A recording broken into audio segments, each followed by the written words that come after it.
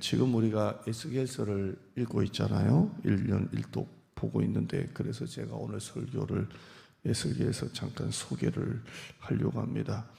에스겔은 포로기 선지자입니다. 포로기, 이스라엘이 바벨론에 잡혀갔을 때 그때 활동했습니다. 포로 중에 활동했고 제사장이기도 하고 선지자이기도 합니다. 에스겔은 포로로 3차에 거쳐서 잡혀가는데요. 2차 때 잡혀갑니다. 2차 때 여호야긴 왕이 끌려갈 때 그때 같이 끌려갑니다. 그래서 바벨론에서 생활을 합니다. 예루살렘이 다 멸망하는 거 다 봤고요. 물론 바벨론에서 완전히 멸망하는 것을 겪었지만 자기가 2차 때 여호야긴 왕이 잡혀갈 때 자기도 끌려가서 예루살렘이 이스라엘이 다 멸망하는 것을 다 이렇게 몸으로 겪었습니다. 여호야긴 왕과 바벨론에 이렇게 끌려갔지만 바로 하나님이 선지자로 부르신 건 아니에요. 바벨론에 끌려가자마자 하나님이 에스겔을 딱 부르신 게 아니라 바벨론으로 끌려가서 5년이 지났는데 하나님이 에스겔을 부르십니다. 내가 너를 쓰겠다 이렇게 하십니다. 이때 에스겔은 바벨론에 잡혀가 있는 상태고요. 잡혀가 있는 상태인데 5년이 지나니까 하나님이 그를 딱 부르십니다. 내가 너를 쓰겠다. 그게 어디 나오냐면 2절입니다. 2절 보시면 여호야긴 왕과 잡혀갈 때 같이 잡혀갔잖아요. 여호야긴 왕이 잡혀갈 때 같이 잡혀갔는데 바로 하나님이 부르신 게 아니라 2절에 여호야긴 왕이 사로잡힌 지 5년 그달 초다세라 갈대아 땅 그발 강가, 바벨론이죠. 바벨론 그발 강가. 우리나라는 한강이 유명한 것처럼 바벨론은 그발 강이 유명한가 봐요. 그발 강가에서 자기가 여호와의 말씀이 자기 아버지가 부으시고 자기는 그때 제사장, 원래 제사장 출신인데 나 에스겔에게 임했더라 이렇게 되어 있습니다. 여호야긴 왕과 함께 잡혀간 지 5년이 지났는데 하나님이 5년째에 선지자로 에스겔을 부르십니다. 그리고 언제까지 이 선지자로 계속 활동을 했냐면 화면에 보시면 에스겔 29장 17절에 27째 해 첫째 달 초하루 이렇게 되어 있습니다. 그러니까 5년째에 하나님이 부르셨다가 27째니까 이걸 빼기를 하면 에스겔은 한 22년에서 23년 동안 선지자로 그렇게 활동을 합니다. 에스겔의 활동 시기는 BC 593년에서 570년 정도로 그렇게 추정을 합니다. 22년, 23년 이렇게 했고요. 여러분, 이스라엘 사람들이 이제 완전히 예루살렘이 멸망하고 바벨론에 끌려갔습니다. 1차 끌려가고 2차 끌려가고 3차 끌려가고 4차 때 싹 다 끌려가고 하나씩 이렇게 다 끌려갑니다. 끌려가가지고 바벨론에 이제 살 때, 포로로 끌려가서 살 때, 또 1차로 끌려갈 때 이스라엘에 남아있는 사람들이 있잖아요. 예루살렘이 다 무너지고 남아있는 사람들. 이스라엘이 멸망하면서 이스라엘 백성들이 무슨 생각을 했을까요? 자기 나라가 다 망했어요. 다 망하고 예루살렘 성은 무너지고 또 잡혀가고 또 잡혀가고 또 잡혀가고 막 그래요. 그때 그들이 무슨 생각을 했을까요? 야, 우리가 옛날에 예배 드릴 때가 좋았는데 우리가 왜 그때 우상을 섬겼던가? 거짓 선지자들이 괜찮다, 평안하다 했던 그 말에 왜 속았을까? 우리가 회개하고 우상을 버리고 말씀대로 살 걸 왜 우리가 이런 일을 겪었을까? 그러면서 후회하고 절망하고 비관하고 우리가 그때 회개할 걸, 우리가 그때 참 선지자 말을 들을 걸, 거짓 선지자들이 괜찮다, 그냥 평안하다, 왜 우리가 그 말에 속았을까? 후회하고 비관하고 절망하고 살았을 거 아니에요? 언제 우리가 다시 고국으로 돌아갈까? 이제는 나라가 다 멸망했잖아요. 나라가 싹 다 망했잖아요. 이 포로기 때 하나님께서 에스겔을 부르시고 에스겔에게 말씀을 주시는 거예요. 그들에게 전해라. 후회하고 비관하고 절망하고 있는 이스라엘 백성들에게 에스겔이 포로기 있을 때 말씀을 전합니다. 그 내용이 뭐냐면 에스겔 구성 한번 보실까요? 화면. 화면 한번 보자. 자, 에스겔 구성 보시면 에스겔이 소명, 하나님의 부르심과 하나님의 사명을 받습니다. 이게 에스겔 1장부터 3장까지 나오고요. 에스겔이 예언을 합니다. 유다 심판, 멸망을 예언하고 싹 다 우리는 망할 것이다. 이미 포로로 잡혀갔지만 다 망한다라는 게 4장에서 24장까지 우리가 다 망한다. 말씀대로 살아야지 우상을 섬겼다 망한다라는 게 4장부터 24장이고, 또 유다를 심판했던 열방들, 유다의 적들에 대한, 그러니까 뭐 바벨론부터 해서 다 그 예언이 25장에서 32장 다 망한다는 거. 유다도 망하고 열국도 망하고 다 망한다는 겁니다. 근데 이걸로 끝나는 게 아니라 우리나라는 다시 회복한다. 우리나라는 다시 잘 산다.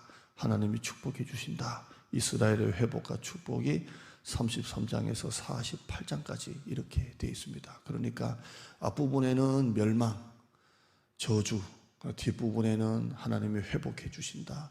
하나님이 축복해 주신다. 하나님이 우리를 다시 일으켜 주신다. 희망을 가지자. 이 내용이 33장에서 48장까지 되어 있습니다. 이 33장에서 48장까지의 환상이 나와요. 환상. 그 환상이 뭐냐면 이 마른 뼈가 가득한데 하나님이 그 마른 뼈를 일으켜 주시는데 뼈가 붓고 살이 붓고 하면서 하나님의 군대가 되는 거, 이거 환상을 한번 보고요. 또 하나는 막대기가 2개 있는데 2개가 붙어가지고 하나가 되는 환상이 있고, 또 하나는 성전 문지방에서 물이 계속 흘러나가는데 성전 문지방에서 흘러나가는 물이 모든 세상을 살리는 거예요. 모든 세상을 살리는 거예요. 이 에스겔의 대표적인 환상이 3개입니다. 마른 뼈가 군대가 되는 거, 막대기 2개가 하나가 되는 거, 성전 문지방에서 물이 흘러나가는데 이 물이 모든 세상을 살리는 거예요. 여러분, 이 3가지 환상이 뭘 말할까요? 이스라엘 백성들이 바벨론의 포로로 잡혀가서 다 죽었는데 하나님이 다시 일으켜 주시겠다는 거. 그 바싹 마른 뼈들을 하나님이 살려주시겠다는 거. 이 마른 뼈는 이스라엘을 말하고요. 막대기 2개가 하나가 되는 건 뭐예요? 이스라엘이 남과 북으로 나뉘어져 있잖아요. 북쪽은 이미 멸망했고 하나님이 남과 북을 다시 하나가 되게 주시겠다는 거예요. 성전 문지방에서 물이 흘러나가는 건 뭐예요? 성전이 다 무너졌잖아요. 다 무너지는데 하나님이 다시 성전을 회복시켜 주겠다는 거예요. 성전을 회복시켜 줘서 그 성전 문지방에 흘러나가는 물이 세상을 살린다는 거예요. 이 3가지 환상을 하나님이 보여주시는 거예요. 에스겔이 이 환상을 백성들에게 전했을 때 사람들이 얼마나 희망을 가졌을까요? 야, 우리가 마른 뼈인데 하나님이 우리를 다시 일으켜 주시는구나. 남과 북이 다 망했는데 하나님이 다시 하나가 되게 해주시는 거구나. 성전이 다 무너지는데 이 성전을 다시 하나님께서 회복시켜 주시는구나. 이 환상을 백성들에게 심어주는 것입니다. 바벨론 왕이 이스라엘 백성들을 잡아가서 했던 일이 뭐냐면 우리가 다니엘서 1장을 봤듯이 그들을 때리고 감옥에 가두고 굶기고 그러지 않았어요. 이 바벨론 왕은 이스라엘 백성들을 바벨론으로 끌고 가가지고 감옥에 가둔 게 아니라 집에서 살게 하고, 그리고 직장을 주고 장사를 하게 하고, 그리고 똑똑한 애들은 우리가 다니엘을 보았듯이 바벨론 궁전에 데리고 가서 왕의 음식을 먹이고 이름을 바꾸게 하고, 그러면서 서서히 바벨론에 적응하도록 그렇게 만들었어요. 참 기가 막힌 방법을 쓴 거예요.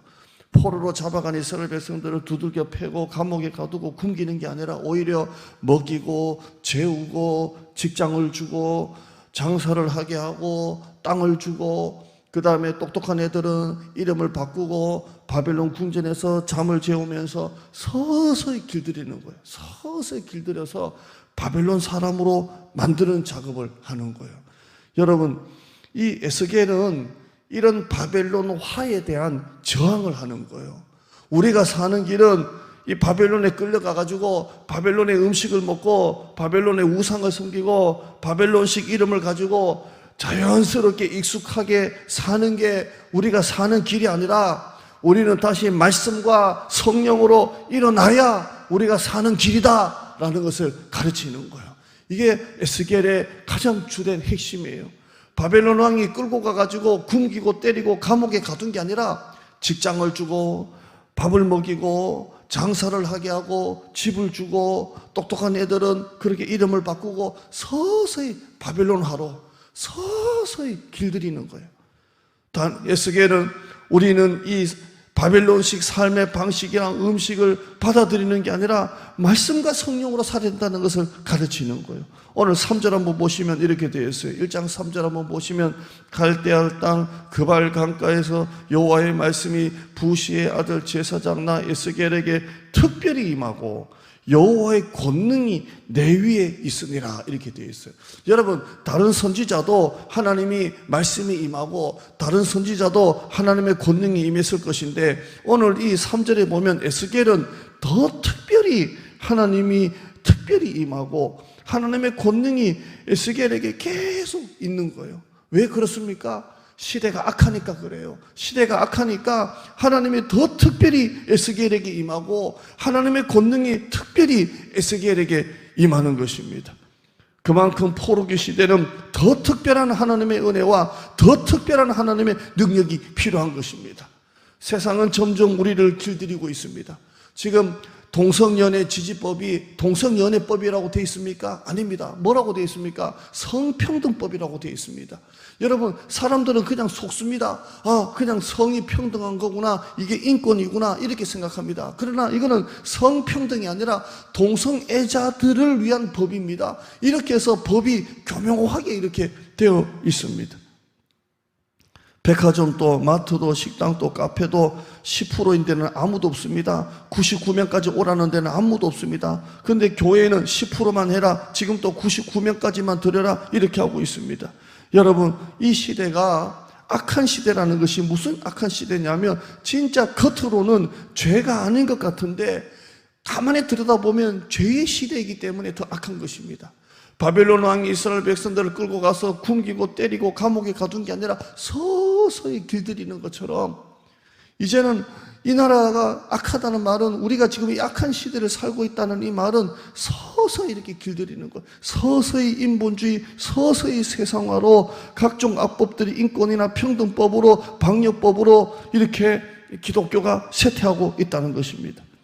이때 에스겔은 우리가 살 길은 바벨론에 타협하고 바벨론에 익숙하고 바벨론에 적응하고 사는 게 정답이 아니라, 우리가 사는 길은 특별한 하나님의 은혜가 임해야 된다. 특별한 하나님의 권능이 우리 가운데 있어야 된다. 우리는 말씀과 성령으로 살아가야 된다라는 것을 가르치고 있는 것입니다. 마른 뼈가 살아나듯이, 성전 문지방에 물이 막 흘러내려가듯이, 이 마지막 시대는 하나님의 사람들이 일어나 말씀과 권능으로 성령으로 일어나 이 시대에 익숙하게 적응하는 것이 아니라 하나님의 말씀대로 사는 것임을 우리에게 가르치고 있다는 것입니다. 오늘 사랑하는 성도 여러분, 이 미혹된 세상에서 세상의 방식을 따르지 않는 것이 우리가 살 길입니다. 하나님의 특별한 말씀이 임하고 하나님의 특별한 권능이 임하여서 여러분이 약한 시대 가운데 더 특별한 하나님의 능력으로 살아가는 여러분 되시기를 축원합니다. 하나님 감사합니다. 시대가 점점 악합니다. 악하다, 이 말은 진짜 믿는 사람들을 감옥에 가두고 때리고 굶기는 게 아니라 성평등법이라는 이름으로 동성애 지지자들 법안이 나오고 악한데 악하지 않는 것처럼 그렇게 되고 있습니다. 사실 백화점, 마트, 식당, 카페, 사우나, 헬스장 10%만 하라는 데가 어디 있습니까? 다 들어갑니다. 다 들어가고 99명까지 들어가는 데가 어디 있습니까? 백화점 99명까지만 들어갑니까? 마트가 99명까지만 들어갑니까? 교회만 방역법으로 10%만 해라, 99명까지만 들으라고 합니다. 이게 바로 미혹된 세상입니다. 에스겔은 이 미혹된 세상에서 세상의 방식을 따르지 아니하고 더 특별한 하나님의 말씀이 임하고 하나님의 권능이 우리 가운데 임하는 것이 우리가 살 길임을 말씀하고 있습니다. 한국교회여 일어나라. 우리 교회 관악동부교회여 일어나라. 우리 성도들이여 일어나라. 세상의 방식을 따르지 아니하고 오히려 더 특별한 하나님의 말씀과 권능으로 하나님의 백성들이 일어나라. 이게 바로 우리에게 주시는 메시지인 줄 믿습니다. 우리 관악동부교회 성도들이여 말씀으로 일어나라. 하나님의 권능으로 일어나라. 예배자로, 기도자로 다시 세워져라. 이것이 우리에게 주는 메시지인 줄 믿습니다. 다시 말씀으로 일어서는 우리 한국교회, 우리 관악동목의 성도들이 되어지게 하여 주시옵소서. 예수님의 이름으로 기도드리옵나이다. 아멘.